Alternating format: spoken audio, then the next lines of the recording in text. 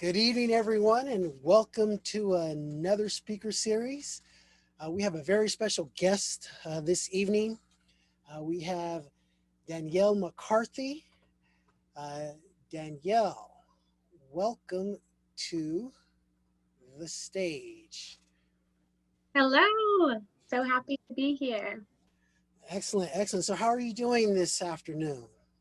I'm doing so much better than earlier in the week. This clear air is really brightening my mood. I just got back from going on a walk around my neighborhood, and it's the first time that my lungs feel amazing after exercise outside. So it's a big win. Excellent, excellent. That's good to hear. That's good to hear. I'm glad that the orange skies are behind us.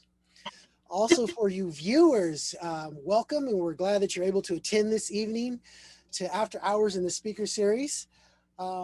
This is a interactive type of program.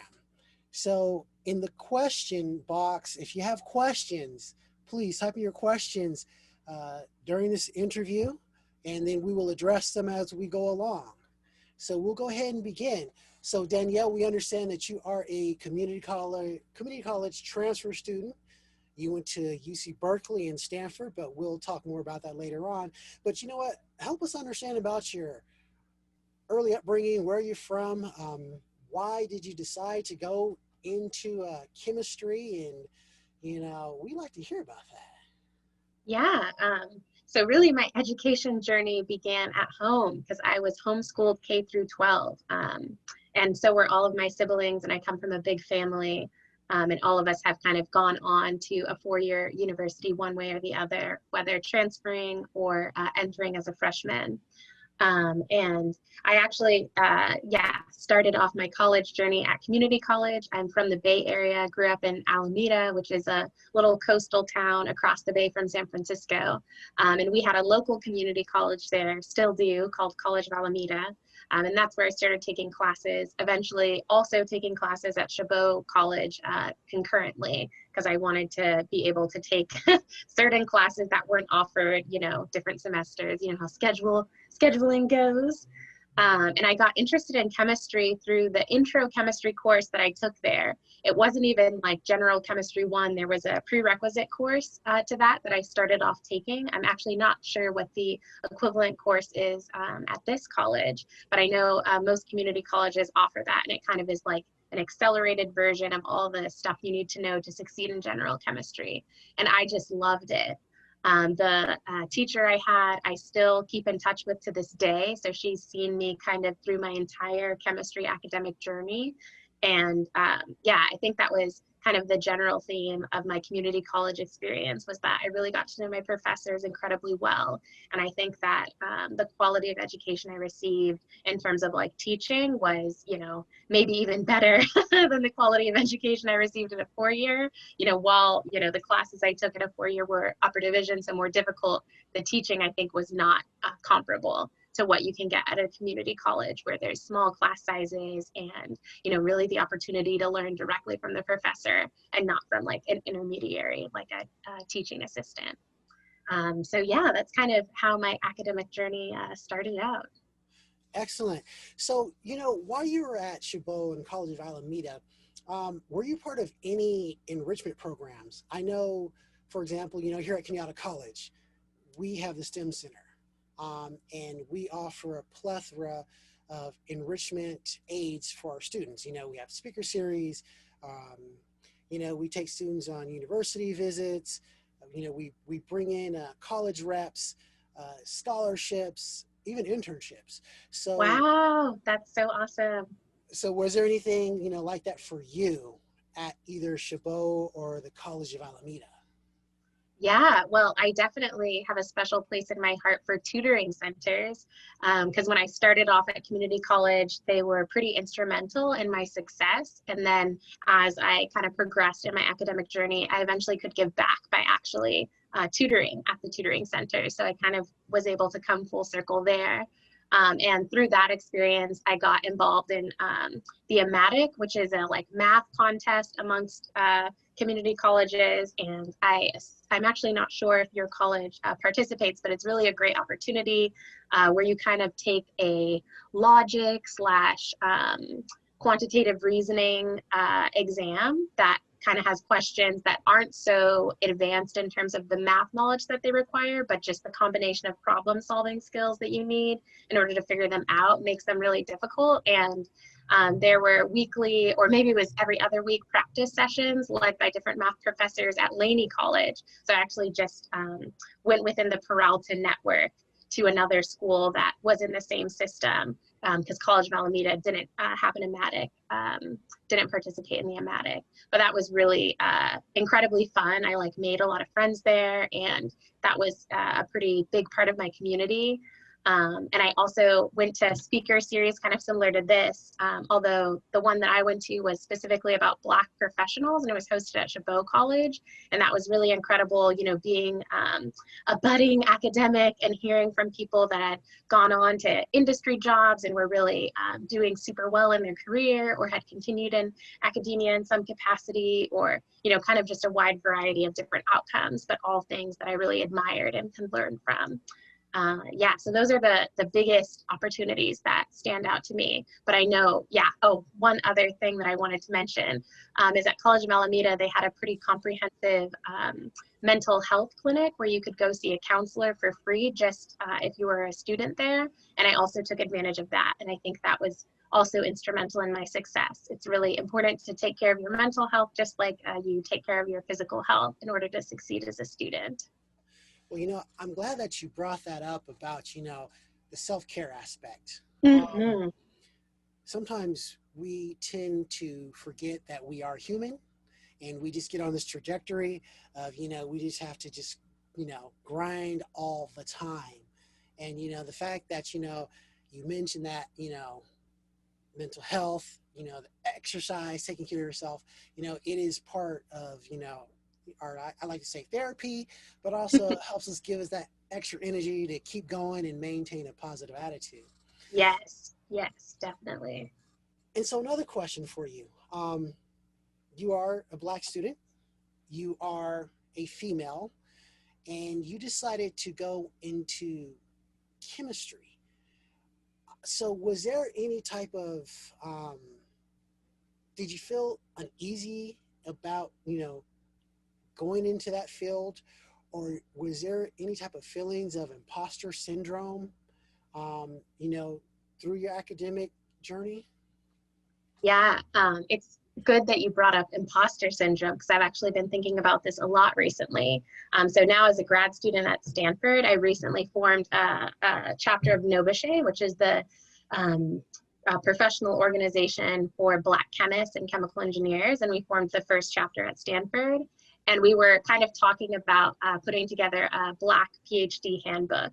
So kind of specific for Black students, in that we acknowledge that there's some extra burdens that you might carry on your academic journey just because of that demographic feature, and kind of pooling all of the combined knowledge that we have, you know, at various stages in our PhD, and just giving it to the first year students so that they don't have to learn through the school of hard knocks.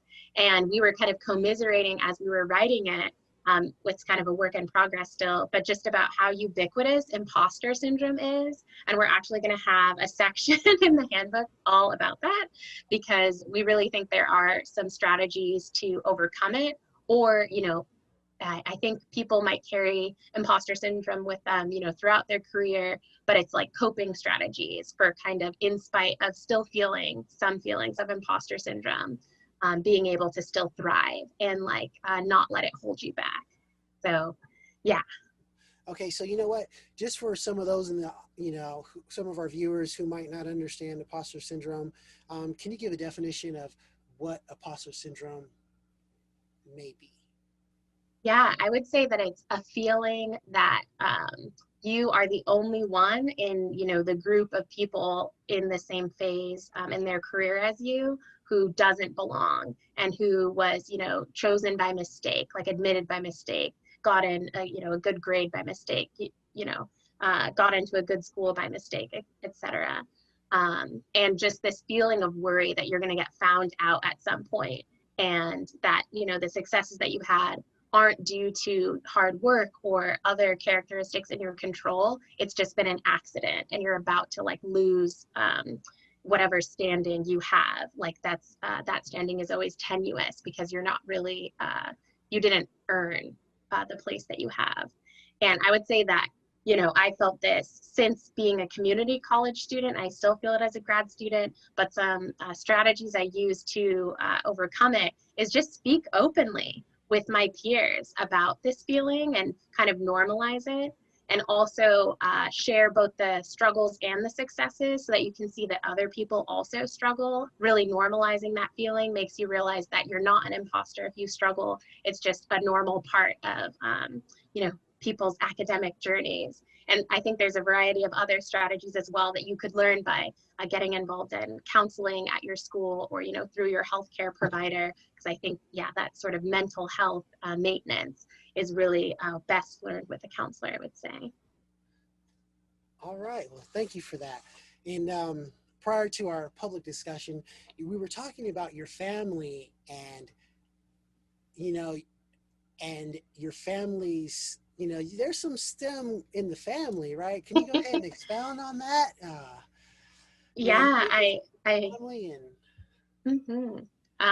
Yeah, I was sharing earlier with Rance that I have 4 sisters and a brother. So I come from a really big family, as I mentioned earlier.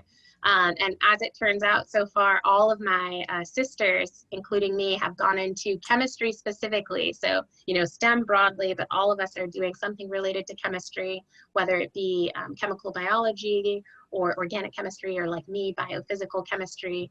And all of us are working on either our PhDs or our bachelor degrees in some chemistry related field. And my brother is also involved in STEM. He's a software engineer, so he studied CS in college.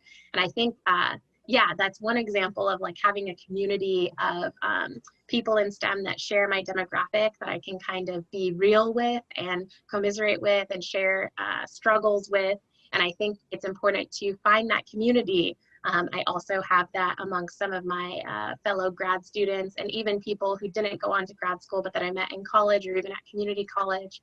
So really having a diverse pool of people that you feel really comfortable talking about the real stuff of the journey with is something I cannot recommend enough.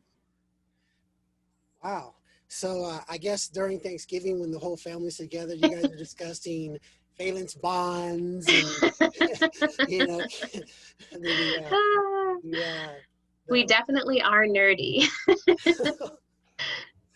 Wow, that's got to be an interesting conversation. That's got to be a very interesting conversation. Now, you continue your education. You stayed local in the Bay Area, and you transferred to Cal. So how was that transition? Well, you know what, before we go to that, did you ever have any internships during your community college? So this is, yeah, a place where I can give some pretty salient advice, because I, unfortunately, while I did apply to internship opportunities, I never was accepted to any programs while I was a community college student. But what I can say is I did not regret doing those applications, and you can learn a lot by just going through the process. And once I was at a 4-year, I was able to do some amazing internships. And I think it's really because even, you know, within my first year at university, I was pretty comfortable with the different components of the application. I knew how to ask for letters of recommendation, and I knew, you know, how to build those relationships so that someone could really speak to me as a person by attending office hours and being, you know, an active participant in class meetings. And that enabled me to go to Germany for free. They actually paid me to go there to do research at a university. And I also was able to do some research at my home institution, and later work at UCSD in between undergrad and grad school. And all of those things were because I started early with applying to internships and did not get discouraged by getting rejected, you know, a few or even many times. The people who are successful have failed 19 times and then continued to try on the 20th, and that's when they got it. So yeah, I can't recommend just doing the applications if you see something that's interesting. Awesome, awesome. And I think that's just like science anyway. That's why they have Hmm. so many medical trials for medicine or something, because, you know, they don't get it right the first time. They typically don't get it right the 100th time. Perseverance is essential. Yes, yes, yes. That's a very excellent point. So now we'll move on to the transfer experience from Chabot to Cal. So, how was that transition, and what adjustments did you have to make? And I mean, what should students um, look forward to, or, you know, what should they have in order when making that next step? Yeah, I would say the thing to look forward to, so to start with the good part here, is that going to a four-year university will only increase the number of opportunities that are available to you.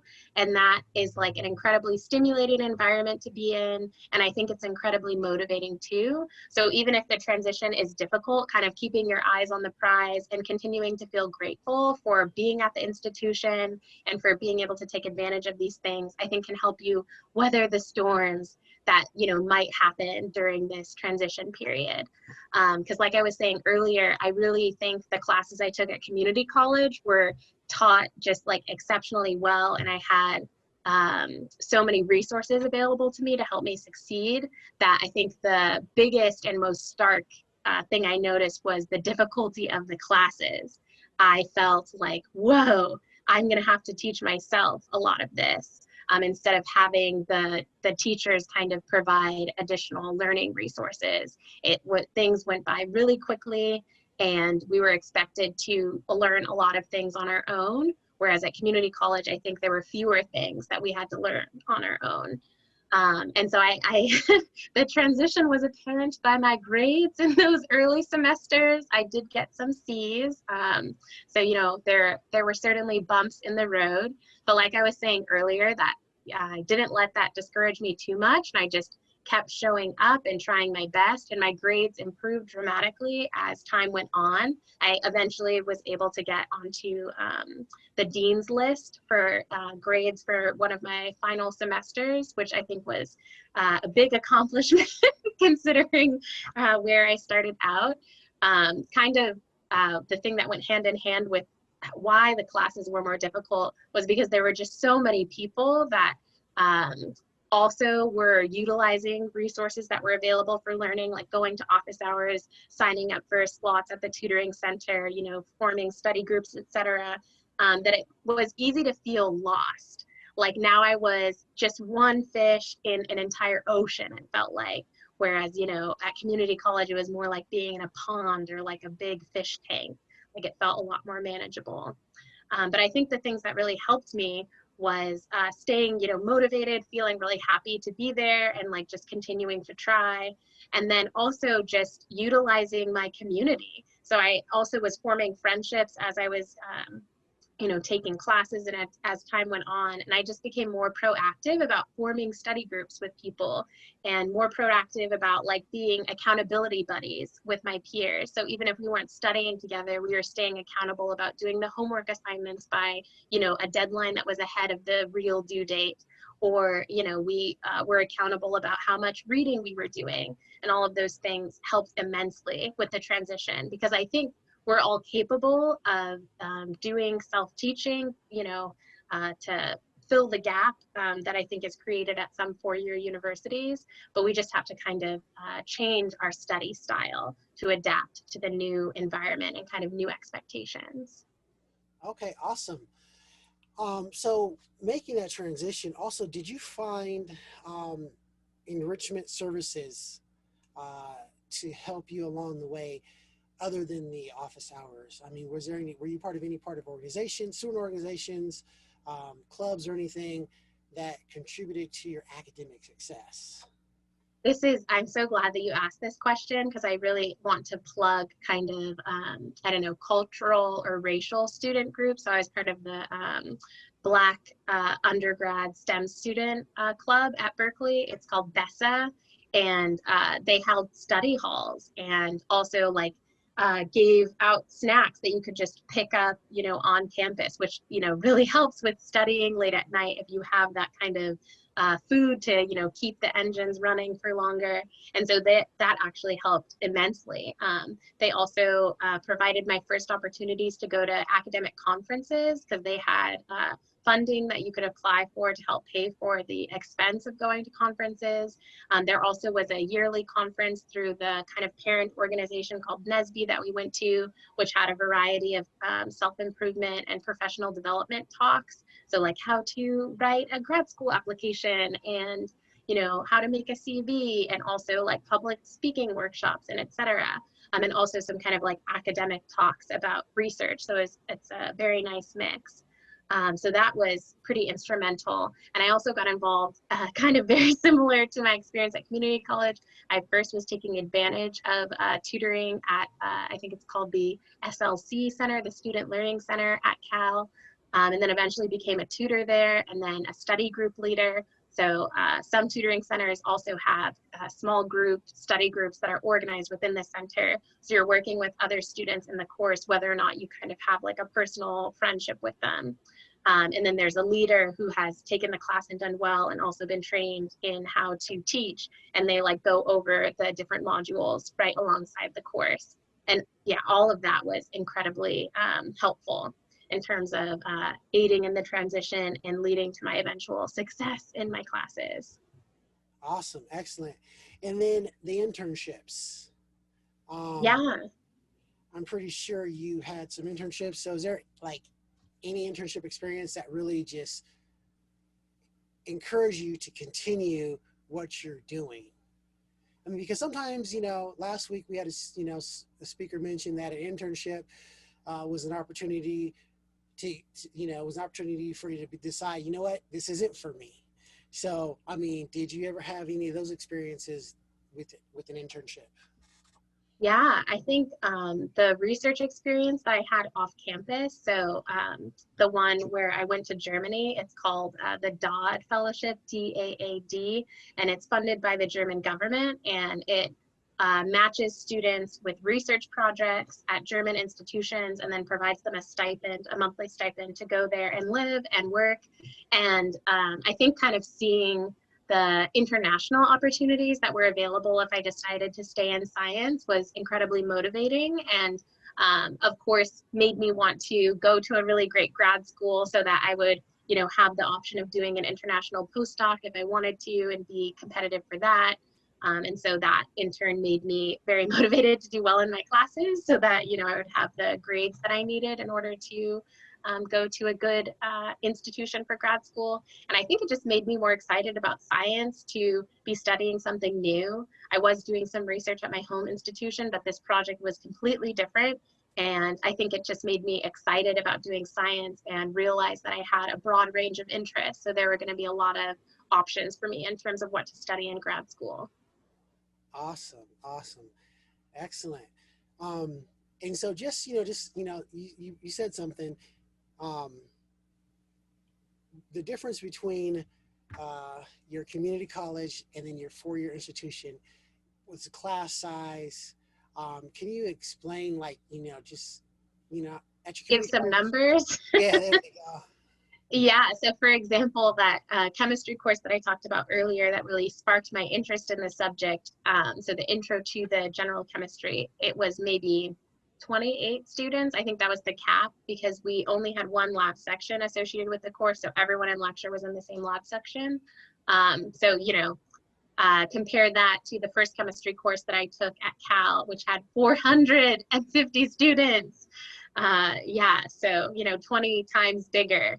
And that was not only reflected in, of course, the room size for the lectures, which made it a lot more difficult to feel like you could ask a question, because now instead of being with, people who you knew well enough, you might even know everyone's name in the room, you felt like one in, a sea of people.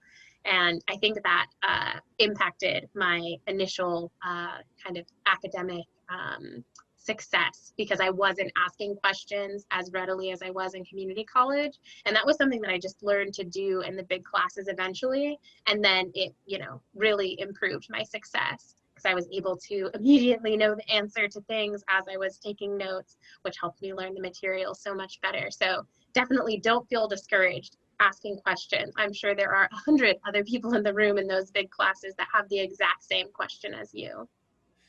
So you were, in that class of 28, you were a part of the conversation to being insignificant, so to speak. Mm-hmm. Wow, Yep. That's that's a shock. And also too, I do like that point that you brought out. Ask those questions, because it's just like everyone else might have the same question.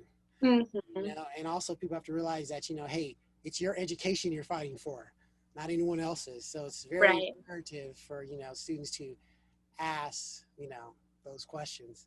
Yeah. And I think it also helps you build that relationship with a professor. So especially in the big classes where the professor is not learning everyone's name every, semester or quarter, making sure that they know you well enough so that you can ask them for letters of recommendation, I think really can start with just being someone who asks questions in lecture. Right. Yeah, that's really good advice. That's really good advice. So you did your transition, you're going through, your school of choice, your four-year institution at Cal, and then you continue your education in grad school at Stanford. So, what are you doing at Stanford? How does it help general society as a whole? And then what's the end game?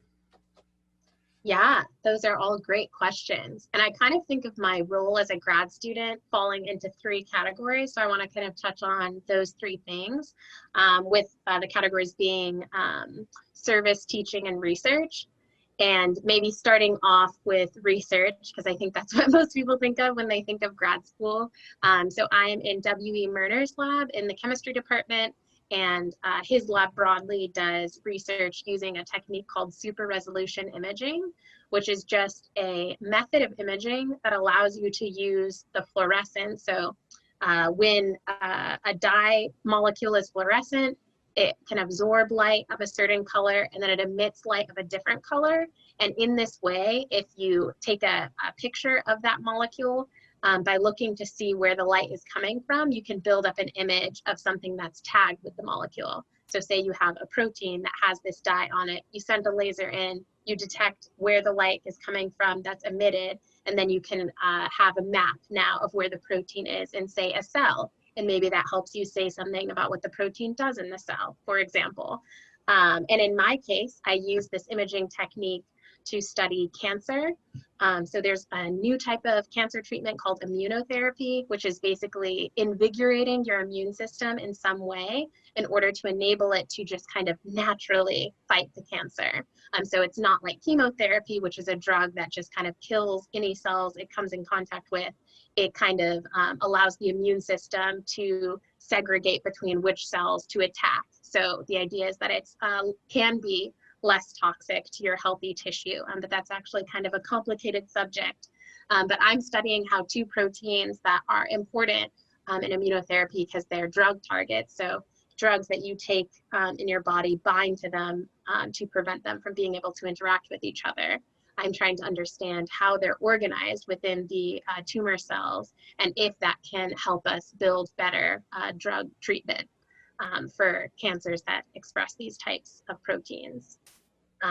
Yeah, so that's kind of my research aspect. In terms of teaching, I have really enjoyed teaching and I would love to continue to teach as part of my career going forward. And I have really enjoyed the opportunities to teach the community in some way. So I participated in this program where high school students shadowed me for 2 weeks every day, and I kind of was able to teach them a little bit of chemistry, teach them a little bit about what grad school is like, and then also teach them random things. We built pretty close relationships, and so they asked me about all kinds of different aspects of my life and like asked for advice. And so I really enjoyed being able to teach them in that way. And then of course, as a grad student, I've had to be a teaching assistant, and in some cases a lead teaching assistant of a team of teaching assistants for those really big courses where maybe one teaching assistant per lab section has 30 students, and then there are 10. So, you know, it's a hundreds of person course. And then in terms of service, I really enjoy trying to create spaces where students who feel underrepresented in chemistry can thrive. And underrepresented here is broadly defined. So really any demographic feature that you feel like you don't have role models for, or where the role models are limited. So of course that means many women might feel this way, and other gender minorities. Certain racial groups might feel this way. If you're queer, you might feel this way, but there's also so many other features, like if you're the first person in your family to go to college, or if you come from a disadvantaged economic background, you know, the list goes on. There's so many different ways that a person might feel like the odd one out, but kind of creating spaces specifically for those folks to really feel like they're given the tools to success, and they're given the leg up that they need to you know, succeed as much as their peers that don't have these difficulties. And so I do that through an organization called ChemAIMS, which is the Chemistry Association in the Interest of Minority Students. And we do things like have small group conversations with visiting professors who are coming to our department to give seminars, and we can talk really candidly about different experiences in grad school and get advice from someone who sometimes will share that exact experience, or you know, be in that same demographic. And it's just helped so much in terms of overcoming the struggles that come with being underrepresented in science. And those are kind of my 3 highlights for grad school: research, teaching, and service. All right, awesome. So, you know, I like to go back to the research. Um, you know, from, you know, our understanding of cancer, you know, it's like chemo is like the number one thing. And you hear, you know, a lot about chemo.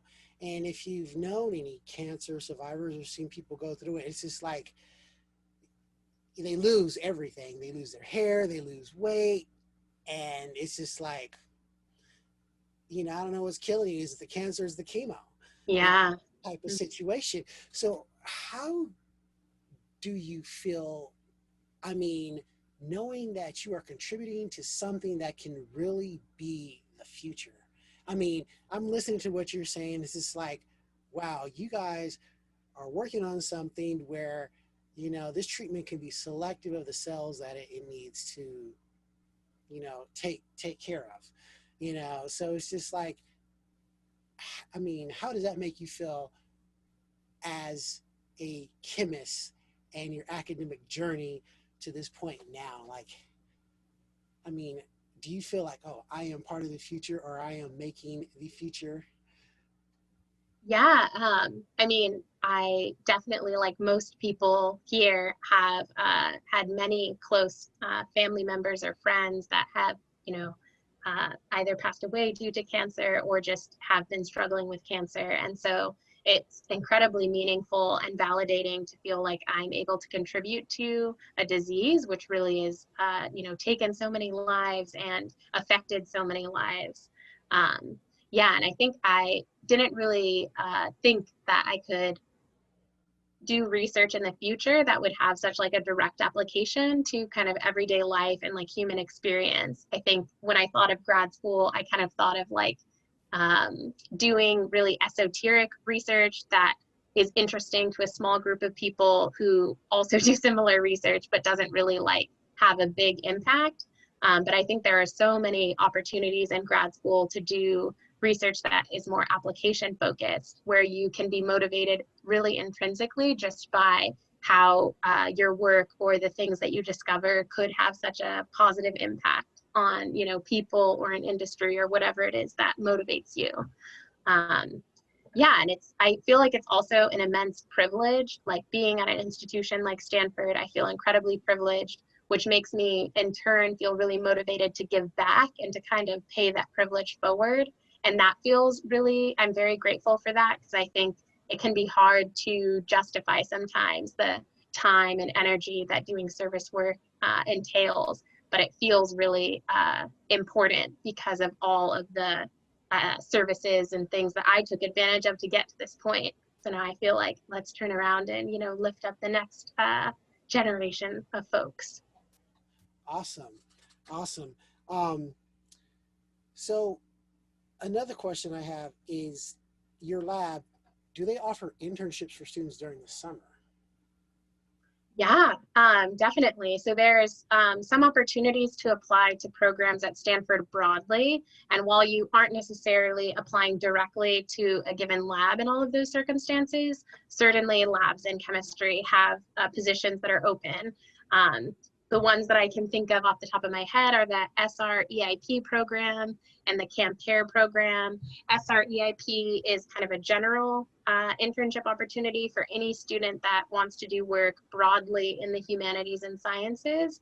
So that would include things like psychology and sociology and English, but also things like physics and math and chemistry. And so, yeah, any interested students can apply to that program. It's through the Leadership Alliance, and there's multiple different campuses that you can pick from. You rank 3, and Stanford is on that list. So that's a great way to get involved in research. There's also the SURF program, which is a similar program but for engineering, and the Stanford Summer Research Program, which is a similar program but specifically for biological related research. And I can actually provide some links to Rance after this so that he can email it all out to you so that you have that information if you're interested in applying for next summer. And there's also the opportunity of just reaching out to a professor cold, kind of giving an intro on yourself, attaching your CV, and then seeing if there is an opportunity for them to come and do research in the lab. In our lab, that doesn't happen as commonly, but I do know that there are labs on campus where many times students have reached out cold and then eventually been able to do research in the lab. So yeah, it's worth a shot for sure. And then you just have practice doing it for when you really need to do it All for right. something. So that's good And too. so we have a question from one of our viewers. And so it reads, are the shadowing opportunities exclusive to high school students, or can community college students participate? That is an excellent question. I think that all of the participants the year that I served as a mentor were high school students, but the application itself might not be restricted to high school students. I'll also give that information to Rance afterwards, and I'll just look it up myself as well so that he can attach the information of whether or not community college students are eligible. All right, excellent. And remember, viewers, you can send in your questions. So if you have any questions, please, we highly encourage everyone to send them in. It's a great opportunity to learn more about our speaker, her journey, and also if you decide to go into research, and particularly Stanford, because Stanford is just right down the hill from our campus. Yes. Literally, throw a stone and pretty much hit the tower, ring the bell. So you don't have to save your questions until the end. I just saw a Q&A. Please just type them live. We're just chatting, but feel free to throw questions in the chat as we're chatting. That's right. So if you have a question, go ahead and ask it. So another question. Last week we had a speaker who was a Kenyatta alum. Oh, that's awesome. He transferred to Stanford. So, does that happen? Yeah, so I think a lot of times people don't realize that often private institutions also have transfer programs. So of course, public institutions are often the ones that we think of when we think of transferring, but Stanford and many other private institutions have transfer programs. So definitely just check the website if you're interested. And in fact, my sister just transferred to Stanford and is starting her first quarter as of this Monday. So yeah, she's one example, and the previous week's speaker is another. But I think Stanford generally has around 50 transfer students a year. So it's a small cohort, but yeah, definitely apply if you're interested. So it's possible. Mm-hmm. Okay, and so your sister, where did she go to community college? Also at College of Alameda, yeah. Okay, so she was at the College of Alameda and transferred to Stanford. Yep. Okay, that's amazing. So we know Stanford, they do take transfer students. So, hey, submit that application. On a side note, so how do you feel about your little sister going to college with you? I mean, how does that work? We're super close because I mean, we were homeschooled together, even though we are 6 years apart. So she is a bit younger, but I am so stoked. If it wasn't Corona time, she definitely would have moved into the house that I live in because we even had an opening available the start of the quarter. But yeah, I couldn't be happier. Oh, that's funny. So we have a question from our viewers, and a question, and it reads, when you went into your first internship, did you ever feel nervous about whether or not you'd be capable of fulfilling their expectations? Do you think they try to be accessible to people that may not be too experienced within their field? That is such a great question. And I think it speaks to the imposter syndrome discussion that we had earlier. I think that feeling of being nervous that you aren't good enough for something where, you know, there's been a rigorous application and acceptance process comes from imposter syndrome. If you're admitted to a school, an internship, a program, a job, you are qualified and, you know, you have what you need to succeed or like have that opportunity. And I would say I definitely felt and always feel incredibly nervous whenever I'm doing something for the first time. So yeah, the first research opportunity I had in a lab at UC Berkeley where I was going to undergrad, I remember for the first probably 6 months to a year, I was often nervous or uncomfortable or wondered if I was good enough or what they expected. And I can tell you that those feelings, you know, while they're very valid to have sometimes when you're learning a lot, I think they can kind of distract you from the fact that often in those circumstances, you're learning so much at such a fast rate. And that's something to be incredibly proud of and like very grateful for as well. And I think depending on what internship you apply to, they'll often specify whether prior experience is expected.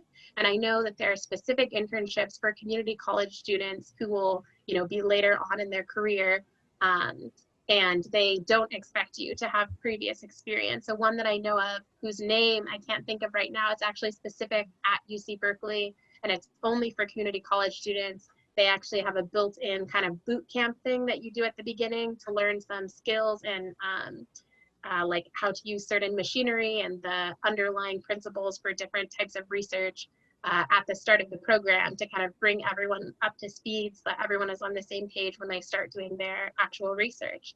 So yeah, I'll also share about that program with Rance after this. All right, awesome. And so that's pretty interesting that, you know, they offer a boot camp, you know, and I think it's pretty important for people, you know, to be familiar with the language that you'll be using or the terms, or, you know, it seems like nowadays everyone speaks in acronyms and it's just like, what does that mean? You know, because sometimes you use the same acronyms, but depending on where you go, they mean different things. Mm-hmm. So, yeah, so that's pretty interesting. That is pretty interesting. So what words of advice that you would have given yourself? Well, we'll get back to that. We have a question from one of our viewers. Mm-hmm. Any tips for transferring to UC Berkeley? What can I do to be a stronger applicant? Yeah, so my sister, actually my other sister just went through this process. They just junior transferred to UC Berkeley in the College of Chemistry. And I think a huge thing that helped them there was fulfilling the IGETC requirements, which are basically general education requirements that make it so that when you transfer, you just have upper division courses left generally in order to finish your degree. And I think that makes you an incredibly attractive candidate to a place like UC Berkeley. I also think if you can get involved in any internships or summer opportunities at Cal beforehand, where you could build a relationship with a professor there, that would be, you know, make your application even more attractive. So the summer research opportunity that I was thinking of is specific for community college students, but sometimes internships that maybe advertise more for students that are already at a four-year institution are also open to community college students. So there might even be a wider pool if you apply to some of those. And then what is another piece of advice that I might give? Oh, take advantage of your academic counselors at your community college and see if they have UC Berkeley counselors come periodically. I don't know if this college is within the network, but I know that College of Alameda, since it's so close to Berkeley, on some periodic basis, maybe once a semester, there would be a transfer advisor from Cal who would come to the counseling center at the community college and be available for appointments with students who are interested in transferring. And they can do things like look at your literal application materials, including your essays and CVs and the people that you're considering having write your letters of recommendation. If you go kind of ahead of when you want to transfer, they can give advice for what additional things you should try to do between now and when you're planning on submitting your transfer application. So yeah, I would say those three things are my advice that's kind of specific for Berkeley, but can also apply to any institution that has similar programs. Yes, yes. So, as Danielle brought out, we do have a Berkeley rep who comes to our campus Nice, yeah. quite often. In fact, when we were at the STEM Center, she did make special appointments to see some STEM students. Also, we do have a transfer counselor, Sandra Rodriguez. She is our STEM Center transfer counselor, and she has openings. So I would highly recommend that you guys talk with her so she can help you guys out with this process, because we're trying to help you students get through the process as seamless as possible, especially now during this pandemic. We are living in the future. I mean, it's just like, if you watch movies back in the 70s and 80s, it was a dream to go to school from your bed, So we are living in the future. So we have another question from one of our viewers. And it reads, what was one of your failures? Ooh, that's kind of personal. And how did you overcome it? Don't worry, I have many. And the B part to that question is, how did you continue to push past with the fear of failure?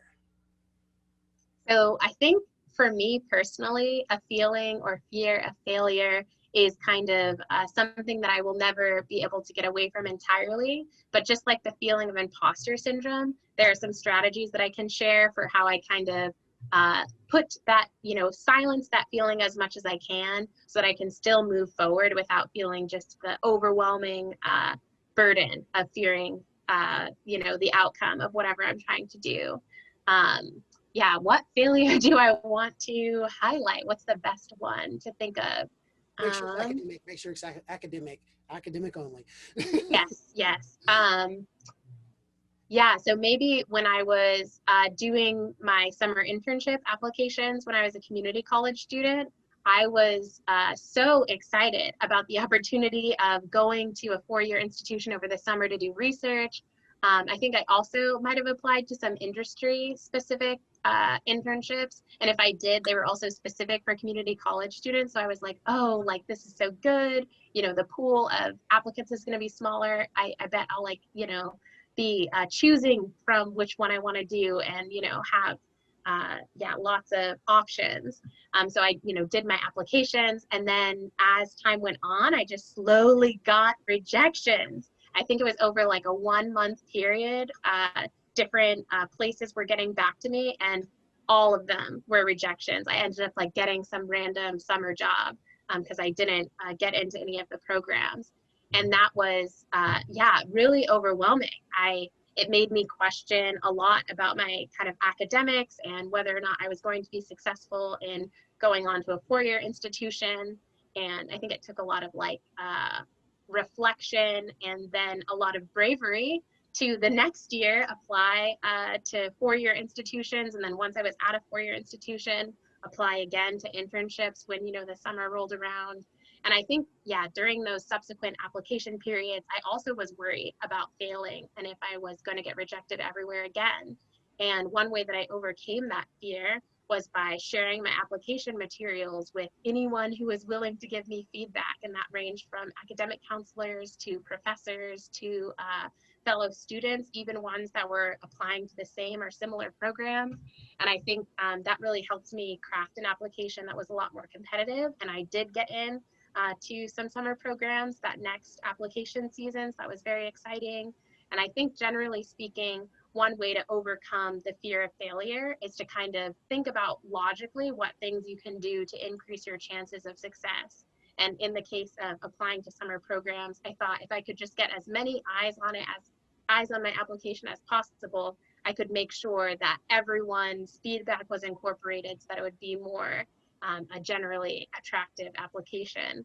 But I think there are often things that you can do, specific to the circumstance that you're afraid of failing in, that can really increase your chances of success, and I think help quell your fears of failure, because you feel like you're doing something to try to increase your chances of being successful. So being able to kind of take the reins over that feeling.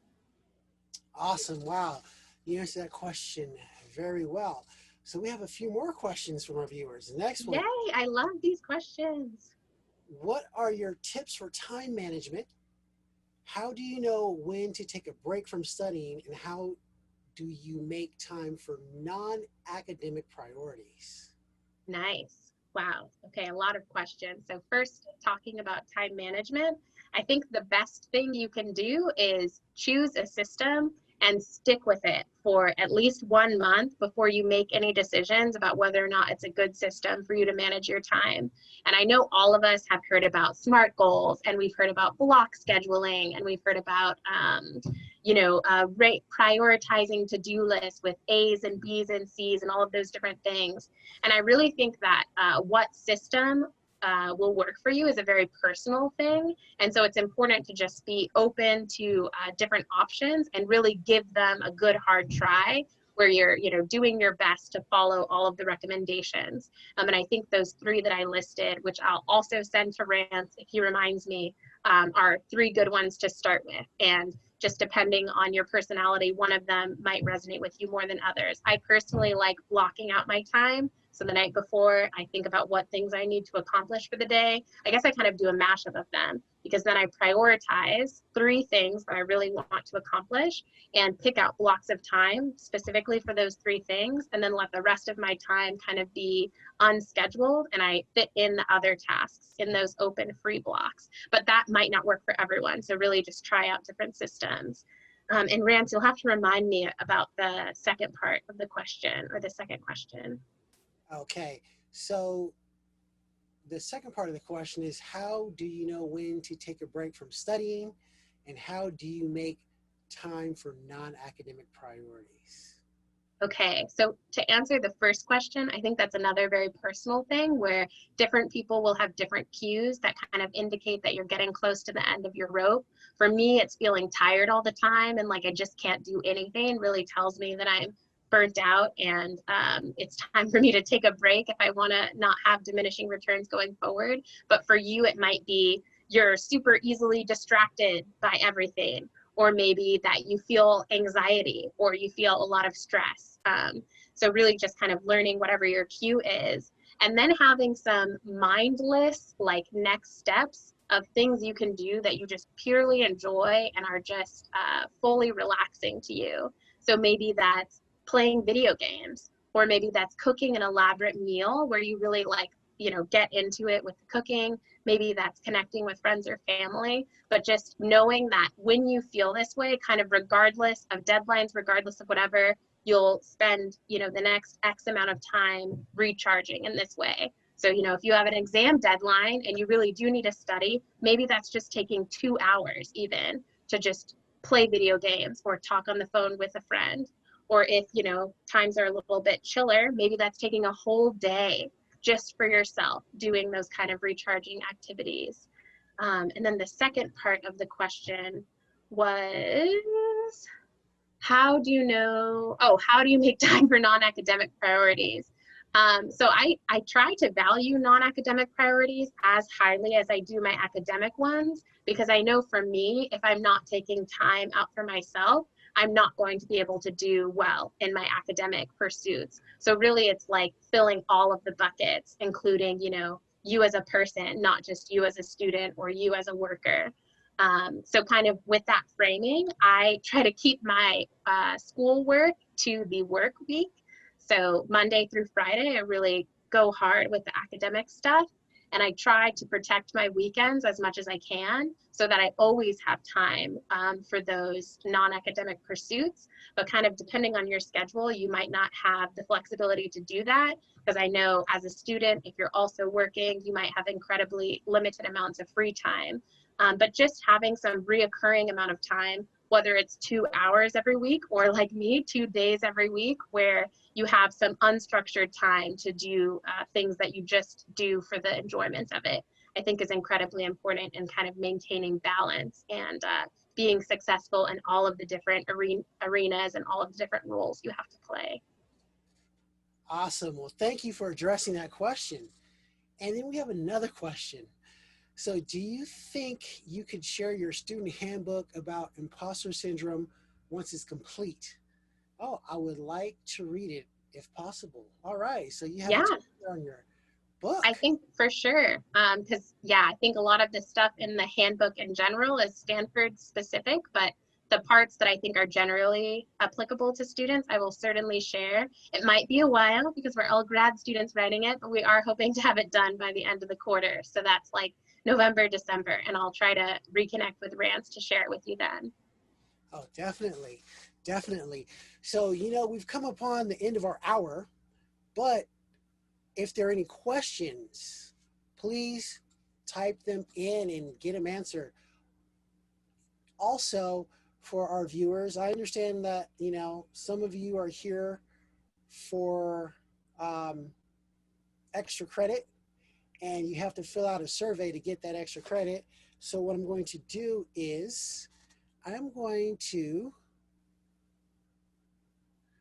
put the link for the survey in the chat. Oh, there we go. So everyone should have received that link. So if you want to go ahead and fill out, open that link and fill it out, later, that'll be fine. Um, the other way to fill out the survey, if you don't do it tonight, is you'll have to watch the speaker series again on our STEM Canvas page and then have access to it. So I highly encourage you guys to, do it now if you don't want to have to watch it again, but you can. I encourage you to watch it again because Danielle has blessed us with real academic gems to help you all get through your academic journey. I mean, this is some really great sound advice. This is some really great sound advice, and that's the whole purpose, of the speaker series. And since we're virtual, the after hours in the STEM Center with Rance Bobo, to actually get to interact with you, get to know you more, and just hear about how you were able to overcome it and continue and just go for it. So we're grateful that you were here this evening with us, to take time out of your busy schedule. And we do understand that you're a grad student. As you mentioned, like your program, it's like, the song that never ends. It has no end. It just continues to go. I think it's called the Elephant Song, the song that never ends. Oh, we do have a question. Oh, it's for me. Ah, okay. So someone was disconnected. Yeah, well, if you fill out the survey, you will get credit. I do see your name. You did ask a question. So you'll get credit. So go ahead and fill out the survey. I mean, we're online, things connect, disconnect. So it's okay. It's okay. And the parts that you missed, you can go back and you can watch it on our STEM series, on our speaker series Canvas page. So you can go back and watch the video for the parts that you missed. And I just wanted to say, I'm going to drop my email in the chat right now, and you're welcome to reach out to me if you want to, ask a question that you thought of after this session is over, or if you want to connect, for an informational interview or something like that. that's actually something I've been doing a lot because I'm getting ready to wrap up my PhD. So I've been having kind of short Zoom calls with people who did their PhD in my same department and talking with them about the transition from grad school to the next thing. So I highly recommend that you do that with people who have gone on to four-year institutions. It can be kind of nerve-wracking, but I actually have found that I enjoy them a lot. So highly recommend them. Awesome. So now after the PhD, you're going to start applying for teaching positions, I'm assuming. So in my field, actually, you have to do a postdoc in between, unfortunately. So it's kind of like grad school 2.0, but you get paid more and you don't have any like coursework. It's just the research aspect. Oh, wow. And then applying to teaching positions or professor appointments. Wow, yeah, so I guess it truly is a song that never ends with you, huh? Yeah, you might say that. Oh, Um, wow. That's yeah, well, it amazing. was so wonderful being here. I'm so happy that I was able to answer some questions and get to know y'all a little bit through hearing what things you are thinking about. Yeah, well, we do appreciate you being here, and we do appreciate your tenacity and your perseverance because you're going for the gusto, and you really have bestowed upon us some words of wisdom and some practical advice. And it's also great to know that with your research, you're doing something that really applies to everyone. And cancer research, it's a big deal, and anyone can be stricken with cancer. And so, I mean, to me, it's just like sometimes I listen to people and what they're doing, and it's just like, okay, so how is that applicable to the general public? How does that benefit all of us? And so it's like your research, it's very, it's very noble, and we appreciate that you're in it. Especially um, a black woman, in this type of research. So again, we like to thank you, and I will be sending you an email shortly with the follow-up homework, pertaining to the internships, the time management tools. So those things that I can share um, with our students. So, Sounds great. we'll definitely be in contact in the future. Um, for other speakers, some of your contacts. And again, it was great having you. I mean, we wanted to have you last semester, but it just didn't work out. But, it's such a privilege to have you this evening. Yeah, it was so great. Have a great evening, everyone. Bye Yes, bye. thank the students for being here for another episode of uh, After Hours in the STEM Center with Rance Bobo. So come back next week. We're going to have another excellent speaker and another district alum. So everyone's encouraged to attend. And if you can't make it, you can catch it on on the Canvas speaker series Canvas page. All right, Danielle, thank you. Have a good night. You too.